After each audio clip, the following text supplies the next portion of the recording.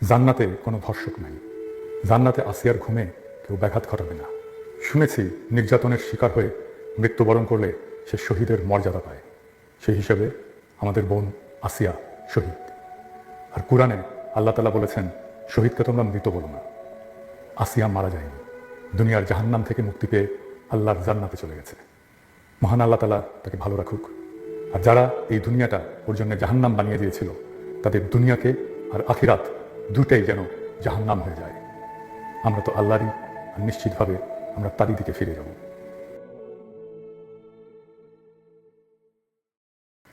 আমি যা বললাম শুরুতে, সেটাই আমি লিখছিলাম আমার ফেসবুকে। আপনারা অনেকেই দেখছেন, প্রায় 1.5 লাখ লাইক পড়ছিল লেখাটায়। আপনারা হৃদয় দিয়ে, অন্তর দিয়ে আসিয়ার জন্য দেশবাসীর কান্নাকে ধারণ করেছিলেন। কিন্তু ফেসবুক এটাকে বলে কমিউনিটি স্ট্যান্ডার্ড ভায়োলেশন। ফেসবুক আমার পোস্ট রিমুভ করে দেয়, আমাকে 1 মাসের জন্য ব্যান করে দেয় এই লেখাটার জন্য। কারণ আমি নাকি ফেসবুকের কমিউনিটি স্ট্যান্ডার্ড ভায়োলেট করেছি। আমি আপিল করেছিলাম, কিন্তু সেই আপিলেও আমার আপিল প্রত্যাখ্যাত হয়েছে, আমার ফেসবুকের পোস্ট রেস্টোর করা হয়নি। আমি একটা প্রশ্ন রাখতে চাই, ফেসবুকের কমিউনিটির বাইরে কি আমরা? একজন মুসলমানের আত্মী কি সেই প্ল্যাটফর্মে জায়গা পাবে না? ফেসবুক জালেমের প্ল্যাটফর্ম হয়ে উঠেছে, ফেসবুক বর্ণবাদীর প্ল্যাটফর্ম হয়ে উঠেছে। এই ফেসবুকে আসিয়ার অভিশাপ। আসেন আমরা আজকের একটা বিশেষ আলাপে আসি। সারা দেশে মনে হচ্ছে ধর্ষণের উৎসব চলতেছে। দেশবাসী ক্ষিপ্ত, বাংলাদেশের মানুষ নিজের উপরে জুলুম মেনে নেয়, কিন্তু নারীর উপরে সহিংসতার অপমান কোনোভাবে মেনে নেয় না। সে আগুন জ্বালায় দেয়। কিন্তু তারপরেও নানা আলাপ আসে নানা জায়গা থেকে। আলাপ আসে পোশাকের শালীনতার, বলা হয় শালীন পোশাক না পরার জন্যই ধর্ষণ হয়। এমনকি বাংলাদেশে এমন মালও আছে যারা এইভাবে পোস্টার নিয়ে দাঁড়ায় যে অশ্লীল পোশাক পরে পুরুষদের নাকি নারীরা সুশ্রী দেয়। তাই সেইটা তাদের অপরাধ। এডিটর সাহেব, পিছে পোস্টারটা দেখান, এটা হাসিনার আমলে। হাসিনা আমাদের গণতান্ত্রিক অধিকার, ভোটের অধিকার না দিলেও এইসব ফাইজলামির অধিকার ঠিকই দিছিল। এই যে ভাল শুন, তুই যে চর্বি জমাসু, এটা দেখে কত রংধনুর সুশ্রী লাগে তুই জানিস? তোর তো শাস্তি হওয়া উচিত সুশ্রী দেওয়ার জন্য। তোর তো জেলে ধরা দরকার। জেলেত গেছো জিন্দগি, হ্যাঁ রে ভাল শুন, তোর তো দিনে ভাস্তা সার্ভিস দেওয়া লাগবে, দিনে 40 বার। এবার আসেন দেখি ধর্ষণের দায়টা আসলে কার। ধর্ষণের জন্য নারীর পোশাক দায়ী কিনা এই নিয়ে বিতর্ক বহুদিনের। ইসলামে ধর্ষণের জন্য দায়ী একমাত্র ধর্ষক। কিছু কিছু ইসলামপন্থী মতবাদ নারীকে শালীন পোশাক পরার উপদেশ দিয়ে ধর্ষণ প্রতিরোধের উপায় হিসাবে দেখায়। অন্যদিকে বাংলাদেশের মিলিটেন্ট সেকুলাররা বলে আমার শরীর আমার সিদ্ধান্ত, এই বলে নারীর ব্যক্তিগত স্বাধীনতার উপরে জোর দেয়। তবে এই দুই চরম অবস্থানের মাঝামাঝি যুক্তিসঙ্গত ব্যাখ্যা কি হতে পারে, সেটাই আজকে আমাদের আলোচনার বিষয়। নারী এবং পুরুষের যৌন সম্পর্ক পৃথিবীর একটা জরুরি এবং গুরুত্বপূর্ণ সম্পর্ক। এই সম্পর্কের মূল বিষয়টা কি? মূল বিষয়টা হচ্ছে কবুলিয়ত, কবুল করা একে অপরকে। সেই জন্যই বৈবাহিক সম্পর্কে দুইজনকে কবুল বলতে হয়। এখন একজন কবুল করলো না, সে কবুলিয়ত ছাড়া, সম্মতি ছাড়া সে যৌন সম্পর্ক করলো, সেখানে কি হইল? সেখানে একজনের সম্মতি ছাড়া তার উপরে বল প্রয়োগ করা হলো। এইটা এখন একজনের উপরে আরেকজনের জুলুম। এই প্রক্রিয়ায় একজন জালেম আর একজন মজলুম। ঠিক তো? যদি আপনি জালেমকে চিনতে পারেন এই ঘটনায়, তাহলে কে দোষী এই আলাপ আসে কি? আসে না। ঠিক একইভাবে রাজনীতিতে আমরা শাসককে কবুল করি ভোট দিয়ে।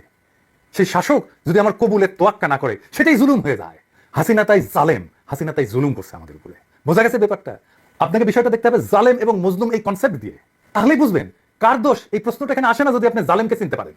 তো এই সামাজিক বিতর্কে ইসলামের নানা বিধানের প্রশ্ন আসছে, নানা বিজ্ঞ আলেম নানা মত দিতেছেন। আমার ফেসবুকে এসে অনেকে বলতেছে আপনি কেন এটা নিয়ে কথা বলেন না। আমি ইউজুয়ালি এই ধরনের বিষয় নিয়ে কথা বলি না। আপনারা জানেন আমি ধর্মীয় বিষয় নিয়ে কথা বলি না। আমার গুরুজন গৌতম দাস বলতেন যে কখনো কোনো ধর্মের কোনো বিষয় নিয়ে ব্যাখ্যা দিবেন না, কারণ আপনার ব্যাখ্যার পাল্টা একটা ব্যাখ্যা থাকবেই। এইভাবে নানা ফেরকা তৈরি হয়।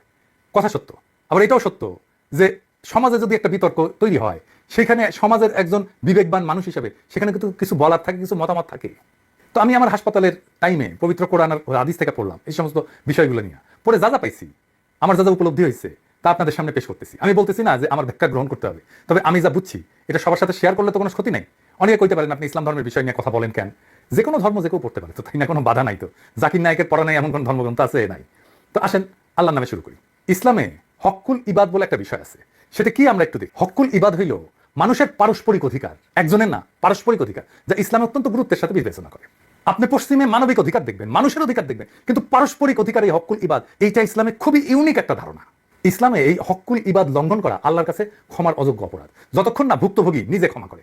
ধর্ষণ এমনই একটা অপরাধ যা সরাসরি হক্কুল ইবাদ লঙ্ঘন করে এবং এর মাধ্যমে একাধিক মৌলিক মানবিক অধিকার ক্ষুণ্ণ হয়। কিভাবে? 1 নাম্বার, ধর্ষণ মানুষের ইজ্জত এবং সম্মানের লঙ্ঘন করে।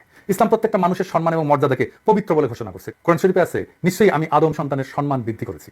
ধর্ষণ একজন নারীর বা পুরুষের ইজ্জত, আত্মসম্মান ও মর্যাদাকে ধ্বংস করে, যা সরাসরি হক্কুল ইবাদের লঙ্ঘন। 2 নাম্বার, ধর্ষণ জুলুম। আমরা আগে দেখলাম, এবং ইসলামে জুলুম হারাম। জুলুম মানে অন্যায়ভাবে কারো অধিকার হরণ করা। ইসলাম জুলুমকে হারাম ঘোষণা করেছে। হে আমার বান্দারা, আমি নিজের উপরে জুলুম হারাম করেছি এবং তোমাদের মধ্যেও তা হারাম করেছি, সুতরাং তোমরা একে অপরের প্রতি জুলুম করো না। ধর্ষণ একটা চরম জুলুম, কারণ এতে একজন নারী বা পুরুষের জীবন ধ্বংস হয়, মানসিক এবং শারীরিক কষ্ট ভোগ করতে হয় এবং সমাজে অপমানিত হতে হয়। 3 নাম্বার, ধর্ষণ একজন মানুষের শারীরিক এবং মানসিক নিরাপত্তার অধিকার লঙ্ঘন করে। ইসলামে জীবনের নিরাপত্তা এবং মানসিক শান্তি প্রত্যেক মানুষের মৌলিক অধিকার। কোরআনে বলা আছে, তোমরা কোনো ব্যক্তিকে অন্যায়ভাবে হত্যা করো না, আল্লাহ এটাকে হারাম করেছেন। যদিও ধর্ষণ সরাসরি হত্যা নয়, তবে এটা একজন মানুষের জীবনের মান সম্মান ধ্বংস করে দেয়, মানসিকভাবে তাকে হত্যা করে। 4 নাম্বার, ধর্ষণ নারীর মালিকানার অধিকার লঙ্ঘন করে। ইসলামের প্রতিটি মানুষের নিজের শরীরের উপরে অধিকার আছে। পবিত্র কোরআনে বলা আছে, তোমরা ব্যভিচারের কাছে যেও না, নিশ্চয়ই এটি অশ্লীল কাজ এবং অত্যন্ত নিকৃষ্ট পথ। ধর্ষণ শুধু ব্যভিচার না, এটা জোরপূর্বক শরীরের অধিকার কেড়ে নেওয়া। ইসলামে কাউকে বাধ্য করে যৌন সম্পর্ক স্থাপন করা সম্পূর্ণ নিষিদ্ধ এবং এইটা সরাসরি জোর জবরদস্তি এবং নারীর নিজস্ব অধিকারের লঙ্ঘন। 5 নাম্বার, ধর্ষণ ইসলামের ন্যায় বিচারের নীতি ভঙ্গ করে। ইসলামের ন্যায় বিচার প্রতিষ্ঠা করা বাধ্যতামূলক। কোরআনে বলা আছে, নিশ্চয়ই আল্লাহ ন্যায় বিচার এবং সদাচারের নির্দেশ দেন। ধর্ষণের মাধ্যমে একজন মানুষকে চরম অবিচার এবং অত্যাচারের শিকার হতে হয়, যা ইসলামের ন্যায় বিচারের নীতির সরাসরি লঙ্ঘন। 6 নাম্বার, ধর্ষণের কারণে সামাজিক বিশৃঙ্খলা সৃষ্টি হয়। ইসলামে সমাজের শান্তি এবং নিরাপত্তা বজায় রাখা অপরিহার্য। কোরআন শরীফে বলা আছে, সাবধান, ফিতনার মানে বিশৃঙ্খলার শাস্তি শুধু সীমা লঙ্ঘনকারীদের উপরেই আসবে না, বরং তা সবার উপরে পড়বে। তার মানে সামাজিক বিশৃঙ্খলার যে দায়, সেটা সবাইকে নিতে হয়, একা কাউকে নিতে হয় না। ধর্ষণ শুধু ব্যক্তিগত অপরাধ থাকে না, তখন এটা সমাজের মধ্যে বিশৃঙ্খলা তৈরি করে, নারীদের নিরাপত্তাহীনতা বাড়ায় এবং সামাজিক ভারসাম্য নষ্ট করে। 7 নাম্বার, ধর্ষিতার প্রতি অবিচার এবং অপমান করা হক্কুল ইবাদের লঙ্ঘনের চরম দৃষ্টান্ত একটা। নবী করিম পিস বি আপন হিম ধর্ষণের শিকার নারীর প্রতি সমর্থন জানায় বলছিলেন, ধর্ষণের শিকার নারী কোনোভাবেই অপরাধী নয়, বরং সে নির্দোষ এবং অপরাধীকে কঠিন শাস্তি দেওয়া হবে। ইসলামে ধর্ষিতা নারীকে কখনোই দোষারোপ করা হয় না, বরং তাকে বিচারে এবং মানসিক সহায়তা দেওয়াই প্রকৃত ইসলামী বিধান। তবে কিছু ইসলামপন্থী গোষ্ঠী মনে করে নারীর পোশাক প্রতিরোধে ভূমিকা রাখে। তাদের যুক্তি, পোশাক উস্কানি সৃষ্টি করতে পারে। শালীন পোশাক সমাজে ধর্ষণের হার কমাতে পারে। ইসলামে শালীন পোশাককে নির্দেশ করা হয়েছে অবশ্যই, কিন্তু বাস্তবতা কি বলে? বাস্তবতা বলে যে শিশুরাও তো ধর্ষণের শিকার হয়, অথচ তারা উত্তেজক পোশাক পরে না। বোরখা হিজাব পরিহিত নারীরাও ধর্ষিত হয়, পশুরাও তো ধর্ষণের শিকার হয়, তারা তো পোশাকই পরে না। তাহলে ধর্ষণের মূল কারণ লুকায় আছে পোশাকে না, বরং অপরাধীর বিকৃত মানসিকতায়, সমাজের আইনি দুর্বলতায় এবং ক্ষমতার অপব্যবহারে। আবার উল্টা দিকে মিলিটেন্ট সেকুলাররা মনে করে যে প্রত্যেকটা মানুষের শরীরের উপরে তার নিজস্ব অধিকার আছে, নারী যা ইচ্ছা তাই পড়তে পারবে বা করতে পারবে, রাষ্ট্র বা সমাজের হস্তক্ষেপ এখানে অগ্রহণযোগ্য। আপনি কি যা খুশি তাই পড়তে পারেন? আসলেই পারেন? পারেন? পারেন না তো। আপনি কি লুঙ্গি পরে ঢাকা ক্লাবে ঢুকতে পারবেন? পারবেন না। নেংটি পরে আপনি সোনারগাঁ হোটেলে ঢুকতে পারবেন? পারবেন না। জোকার সাথে কি অফিসে যেতে পারবেন? পারবেন না। বিকিনি পরে কি বিয়ার অনুষ্ঠানে যেতে পারবেন? পারবেন না। হাফ প্যান্ট পরে কি জানাজার নামাজে দাঁড়াতে পারবেন? পারবেন না। পায়জামা পাঞ্জাবি পরে কি আর্মির ডিউটি করতে পারবেন? পারবেন না। তো আপনি তো যা খুশি তাই পড়তে পারেন না, এখনই পারেন না। আপনি একটা পোশাক পরবেন, বুঝলাম, কিন্তু ওই পোশাক তো দেখবে হাজার হাজার মানুষ। আপনি পোশাকটা তো পরছেন অন্যরা যেন দেখে, তাই তো। আর যারা দেখবে তাদের কোনো ভূমিকা নাই, তাদের কোনো মতামত নাই, এটা হইতে পারে? সেই জন্য আমাদের সমাজে একটা শ্লোক আছে যে নিজ খুশিতে খাও, পর খুশিতে পড়ো। আমাদের শরীরের উপরে আমাদের আংশিক কর্তৃত্ব আছে, পূর্ণ কর্তৃত্ব নাই। পুরুষ বা নারীর শরীরের উপরে তার অধিকার আছে, কিন্তু সেটা সীমাহীন না। ব্যক্তি স্বাধীনতা থাকতে হবে, কিন্তু সেটা সামাজিক নীতির সাথে সামঞ্জস্যপূর্ণ হতে হবে। স্বাধীনতা মানে তো যা খুশি তা করা না, সমাজ এবং রাষ্ট্রের কিছু বিধান মেনে চলতে হবে। যেমন ধরে নিরাপত্তার জন্য তো আমরা ট্রাফিক আইন মেনে চলি। হক্কুল ইবাদ মানে একার অধিকার না, কিন্তু পারস্পরিক মানবিক অধিকার, এটা মাথায় রাখবেন। আর একজনের অধিকারকেও আপনাকে রক্ষা করতে হবে। এই মিলিটেন্ট সেকুলাররা এখানে এসে সমস্যা করে, সে নিজের অধিকারের কথা বলে আর একজনের অধিকারের কথা ভুলে যায়। কিন্তু ইসলামে আপনার দুইজনের অধিকারের কথাই মাথায় রাখতে হবে, এটাই হক্কুল ইবাদ। শরীরের উপরে আংশিক কর্তৃত্বের যৌক্তিকতা কি, এটা দার্শনিক ব্যাখ্যা কি, আসেন এটা একটু বুঝি। যদি মানুষের শরীরের উপরে পূর্ণ অধিকার থাকে, তাহলে তো আত্মহত্যা করা বা মাদক গ্রহণ বৈধ হতে হবে। তাই ব্যক্তির শরীরের উপরে কিছু সীমাবদ্ধতা থাকা উচিত।